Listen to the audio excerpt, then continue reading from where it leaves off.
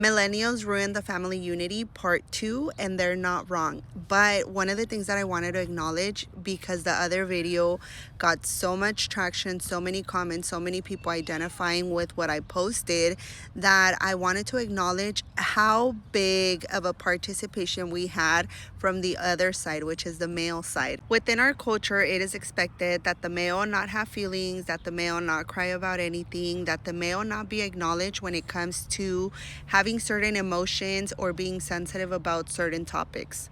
The expectation is that you're just supposed to be a provider, you're supposed to sustain the household and suck it up and keep it moving, right? And I love seeing how so many males popped up on the comments saying, I did not want to give my kids that trauma. My family is my wife and my kids, and the others are just relatives. And so many comments that identified that the way that they were being raised and the lack of acknowledgement, the lack of emotional connection, led them to say, this is not what I want to continue within my own family.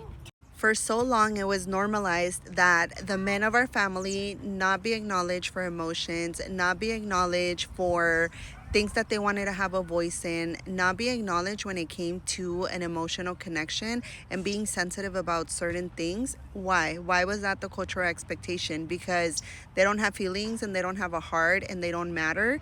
Their expectation was mainly to be a provider, and that was it. And that is what caused a lot of issues within the relationship dynamic, right? That's also what caused a lot of women to stay in relationships and say, oh, pero es que es bien trabajador, o es pero porque cuida a sus hijos, o es que no nos hace falta nada, regardless of how the male was acting within the relationship. Now we have all of these males coming out and saying that that's not what they expect within a relationship, right? They're also wanting an emotional connection. They're also wanting to feel acknowledged, and they also want to feel that they are part of the relationship and the family, meaning they also want to cook, they also want to get those thank yous, they also want to feel that satisfaction of saying, I made my daughter breakfast, I took my daughter to a dance, I did, spend quality time with them, and they appreciated that emotional connection. They're breaking those toxic cycles by helping around the household, taking care of the kids without being asked to, and wanting to be there and wanting to be emotionally present.